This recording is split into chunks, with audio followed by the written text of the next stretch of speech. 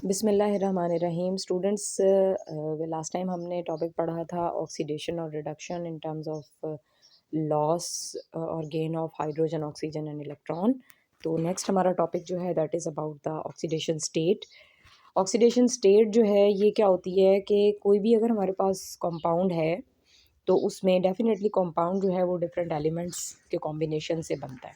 ठीक है, तो हमने उस कंपाउंड में जो भी उस एटम के ऊपर चार्ज आता है, किसी भी एलिमेंट के ऊपर जो चार्ज आता है, उस चार्ज को हम ऑक्सीडेशन स्टेट कहते हैं। अपेरेंट चार्ज, चार्ज पॉजिटिव भी हो सकता है और चार्ज जो है वो नेगेटिव भी हो सकता है। तो ऑक्सीडेशन स्टेट क्या है? कोई भी एलिमेंट है, उसका जितना अपेरेंट चार्ज है किसी कंपाउंड के अंदर, वो उसका जो है वो क्या कहलाती है? ऑक्सीडेशन स्टेट कहलाती है। अब क्या होता है कि जो कंपाउंड होता है, जैसे कि वाटर है H2O उसका फार्मूला है, ग्लूकोज है C6H12O6 उसका फार्मूला है। तो कंपाउंड के ऊपर तो कोई पॉजिटिव या नेगेटिव चार्ज नहीं होता। वो इस वजह से नहीं होता क्योंकि उसके अंदर जितने भी एटम्स हैं उन सब की ऑक्सीडेशन स्टेट्स का जब हम एल्जेब्राइक सम कैलकुलेट करते हैं, एल्जेब्राइक सम यानी विद साइंस, पॉजिटिव और नेगेटिव साइंस, जब हम उसका कैलकुलेट करेंगे तो वो जो है वो ओवरऑल ज़ीरो आएगा। ठीक है, तो अब हम देखते हैं कि ऑक्सीडेशन स्टेट को असाइन करने के हमारे पास क्या क्या रूल्स हैं, यानी हम किस तरीके से किसी भी कंपाउंड के अंदर किसी एलिमेंट की ऑक्सीडेशन स्टेट जो है वो हम असाइन कर सकते हैं। ठीक है, अब इसमें सबसे पहला जो रूल है वो ये कहता है कि अगर कोई एलिमेंट हमारे पास अनकम्बाइंड स्टेट में है, यानी फ्री स्टेट में अगर कोई एलिमेंट मौजूद है, तो फ्री स्टेट में एलिमेंट की ऑक्सीडेशन स्टेट जो है वो क्या होती है? वो ज़ीरो होती है। ठीक है, फॉर एग्जांपल अगर हमारे पास ये एलिमेंट्स हैं लाइक जिंक है, सोडियम, हाइड्रोजन है, H2 है, S और S8 है, इस सब की ऑक्सीडेशन स्टेट जो है that will be considered zero. क्योंकि जब फ्री स्टेट में एलिमेंट है तो इसका मतलब है ना उसने कोई इलेक्ट्रॉन लूज़ किया है ना उसने इलेक्ट्रॉन गेन किया है। क्यों? क्योंकि एलिमेंट के ऊपर चार्ज उस वक्त आता है पॉजिटिव या नेगेटिव जब कोई वो एलिमेंट इलेक्ट्रॉन गेन करता है या वो इलेक्ट्रॉन लूज़ करता है। अगर वो इलेक्ट्रॉन गेन कर रहा है तो वो नेगेटिव चार्ज आ जाता है, जितने इलेक्ट्रॉन्स गेन करेगा उतने ही नेगेटिव चार्जेस आ जाएंगे, और जब कोई एलिमेंट इलेक्ट्रॉन लूज़ करता है तो उसके ऊपर पॉजिटिव चार्ज आ जाता है, और जितने इलेक्ट्रॉन्स वो लूज़ करता है उतने ही पॉजिटिव चार्ज उसके ऊपर आ जाते हैं। अब सिंपल आयंस जो है oxidation state, in simple ions point number 2 हम रीड करते हैं। Oxidation state is same as their charge. For example oxidation state of sodium is Na+1, calcium is Ca+2+1 and +2, उनके जो है वो ऑक्सीडेशन स्टेट्स हैं रिस्पेक्टिवली। ठीक है, यानी सिंपल जो आयंस हैं, सिंपल आयंस कौन से आयंस होते हैं? Which consist upon only one atom, जिसके अंदर एक एटम हो, वो सिंपल आयंस कहलाते हैं।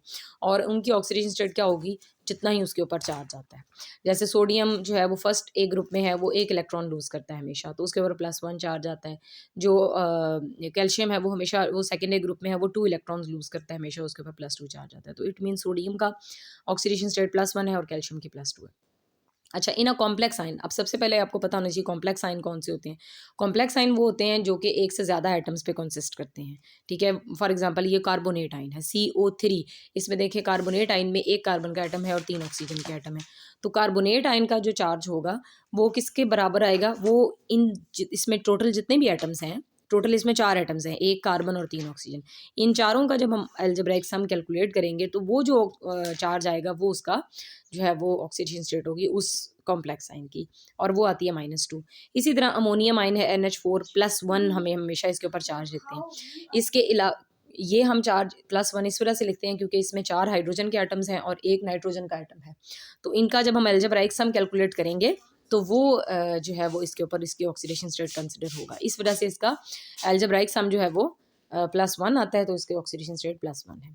इसी तरह the oxidation number of each of the atom in a molecule और a compound counted separately, their at their algebraic sum is 0.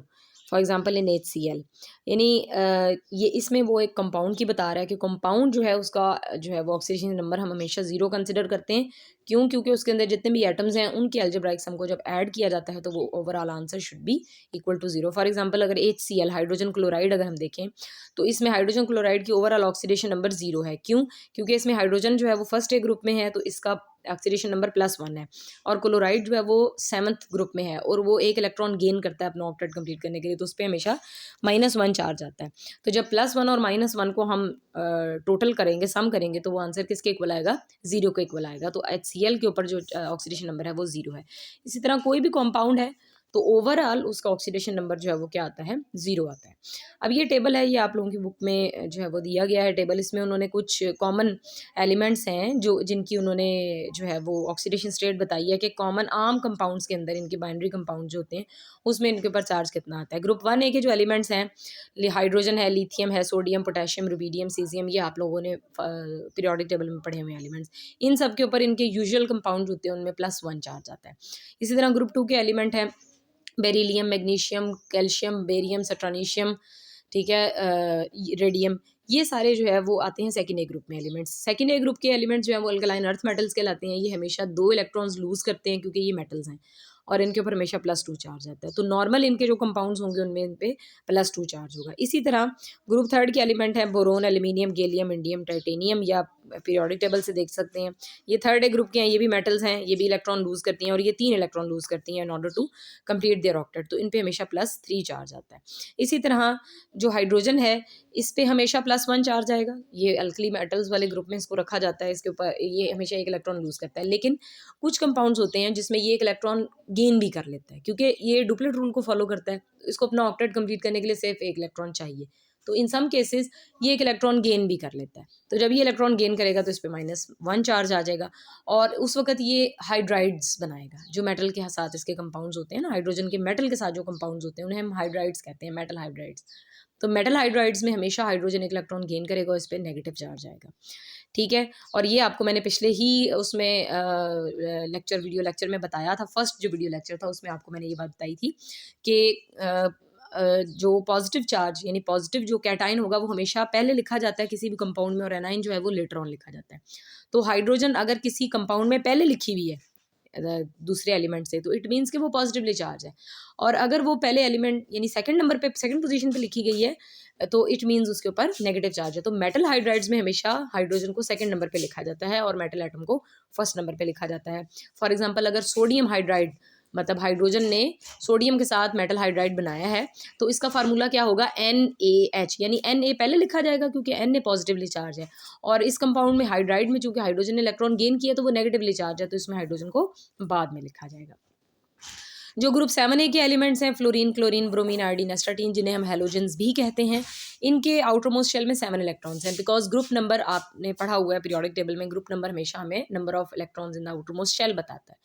तो अब 7th ग्रुप का मतलब है उसमें 7 इलेक्ट्रॉन्स हैं, तो ऑक्टेट कंप्लीट करने के लिए उन्हें कितने इलेक्ट्रॉन चाहिए, 1 इलेक्ट्रॉन। तो 7A के एलिमेंट्स हमेशा 1 इलेक्ट्रॉन गेन करते हैं, ठीक है। तो जब वो 1 इलेक्ट्रॉन गेन करेंगे, एब्जॉर्ब करेंगे, तो उसके ऊपर नेगेटिव चार्ज आ जाएगा और -1 क्योंकि 1 इलेक्ट्रॉन गेन कर रहे हैं। तो इनकी जो यूजुअल ऑक्सीडेशन स्टेट है इनके कॉम्पाउंड्स में वो -1 होती है। और ऑक्सीजन जो है इसकी ऑक्सीडेशन स्टेट -2 है। जो इसके ऑक्साइड्स होते हैं जैसे कि वाटर है H2O, ये भी एक हाइड्रोजन ऑक्साइड है। इसी तरह और भी कार्बन डाइऑक्साइड है। तो जो ऑक्सीजन है वो हमेशा -2 ऑक्सीडेशन स्टेट में एग्जिस्ट करती है। समटाइम्स ये जैसे कि पर ऑक्साइड्स होते हैं जो उसमें ऑक्सीजन की ऑक्सीडेशन स्टेट चेंज हो जाती है। इसके अलावा और भी बहुत सारे ऑक्साइड्स की कैटेगरीज हैं, पर ऑक्साइड, सब ऑक्साइड, सुपर ऑक्साइड, लेकिन ये आपने अगली क्लासेस में जाके पढ़ने हैं। अभी फिल वक्त जो ऑर्गेनिक जो कंपाउंड्स आपकी इस सिलेबस में डिस्कस किए जाएंगे उसमें नॉर्मली ऑक्सीजन की ऑक्सीडेशन स्टेट जो है वो -2 है। So this is about the rules for assigning oxidation states. तो इसमें जो है वो इन्हीं रूल्स को अप्लाई करके हम आगे कोई भी कंपाउंड अगर हमें दिया जाए तो हम उसमें किसी भी एलिमेंट की ऑक्सीडेशन स्टेट जो है वो कैलकुलेट कर सकते हैं, अनलेस अनटिल कि हम ये रूल्स को अच्छे तरीके से समझ लें और इनको अप्लाई करना सीख लें। इंशाल्लाह ताला नेक्स्ट लेक्चर में आपको जो है वो ऑक्सीडेशन स्टेट की जो है वो कैलकुलेशन मैं सिखाऊंगी। तो तब तक के लिए अल्लाह हाफिज़। इसको अच्छे तरीके से जो है वो इसके कॉन्सेप्ट्स को क्लियर कर लें। इंशाल्लाह नेक्स्ट लेक्चर में जो है वो रूल्स फॉर कैलकुलेटिंग या oxidation state of an element in a compound में आपको सिखाऊंगी। तब तक के लिए अल्लाह हाफिज़।